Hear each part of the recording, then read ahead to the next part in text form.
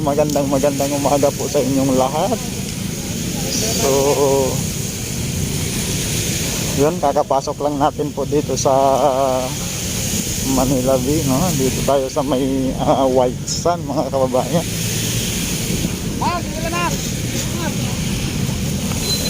So, ito po ay second day ngayon, no, ng opening. Gawa ng kahapon nag-open itong White Sand, mga kababayan. So, yan po. Napakarami din po ng mga kababayan natin, no, namimisita dito. So, yan, no, mga papakap dito. So, mga kababayan, no, Luzon, Visayas, Mindanao, magandang umaga po sa inyong lahat, no? Especially sa mga kababayan natin, sa mga OFW, no, sa iba't ibang Huwag po natin tanggalin ang ating face mask at face shield. So, Maraming salamat po. good morning po sa inyong lahat. Grabe mga kababayan, ang ganda talaga ng ating Manila Bay. Sir, kumusta po? Campo Vlog. Support channel. Salamat po. Sige, sige.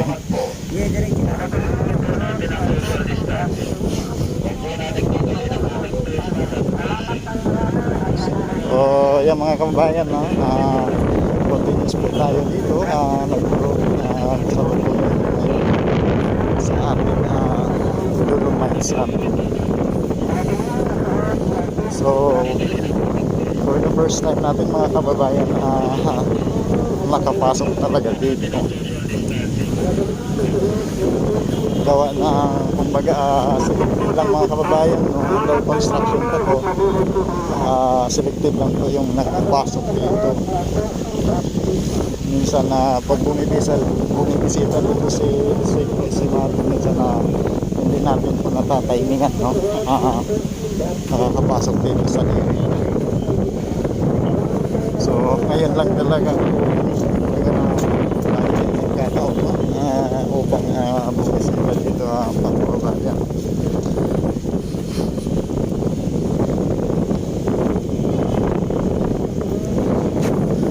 So, yan po mga kababayan, no? Ang ating Dolomite Sand.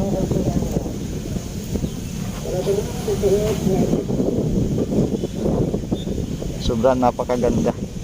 Ito yung naging Miami, no? Dito sa Pilipinas.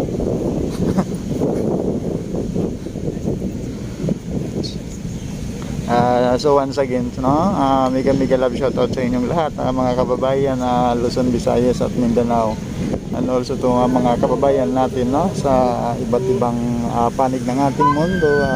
Mega love shoutout sa inyong lahat, mga kababayan natin dyan, OFW, no?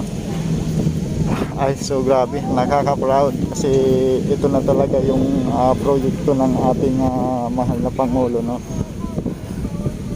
Kumbaga, lahat ito mula nagsimula na itong Dolomite Sand ay kumbaga nasa ilalim talaga ng pambabatikos.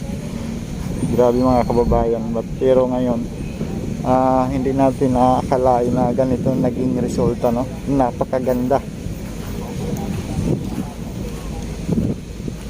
So dito tayo sa may gilid-gilid mga kababayan, no? Para at least mabigyan ko kayo ng content idea. Salamat ng marami at mabuhay po kayo lahat.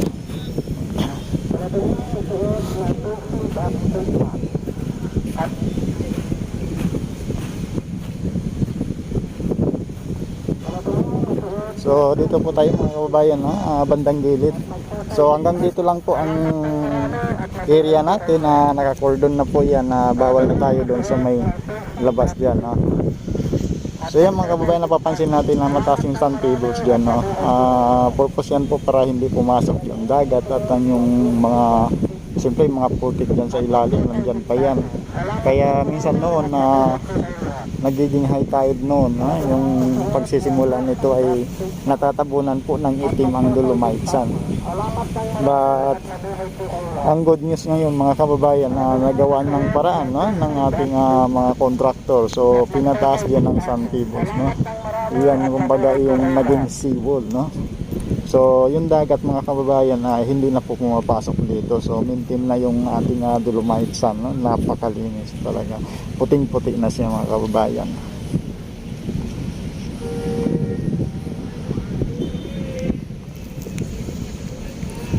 So yung mga kababayan, no? Ang dami na natin dito sa loob. Marami yung mga kababayan natin na nangisita dito.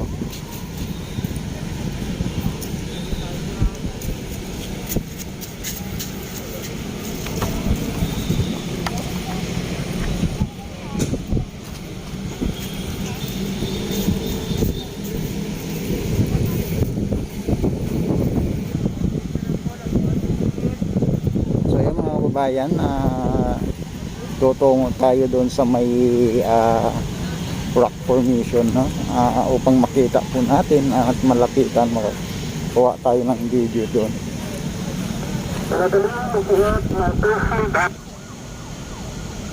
So welcome back mga kababayan, no?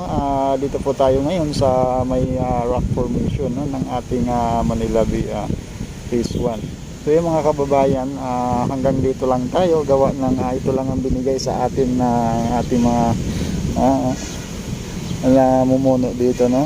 So naka-cordon na po yan, kaya hindi pa tayo pwede lumapit diyan sa may rock formation.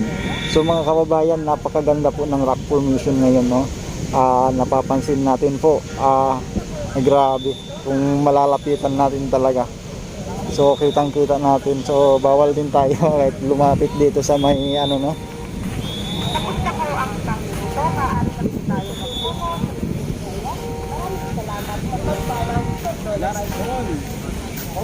So yun mga kababayan,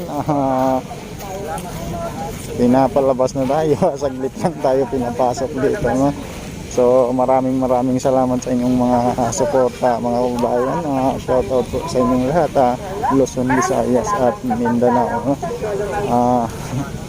Huwag po natin kalimutan pakihit ang notification bell upang po ay lagi updated sa mga videos ina-upload natin mga kababayan. So maraming salamat po.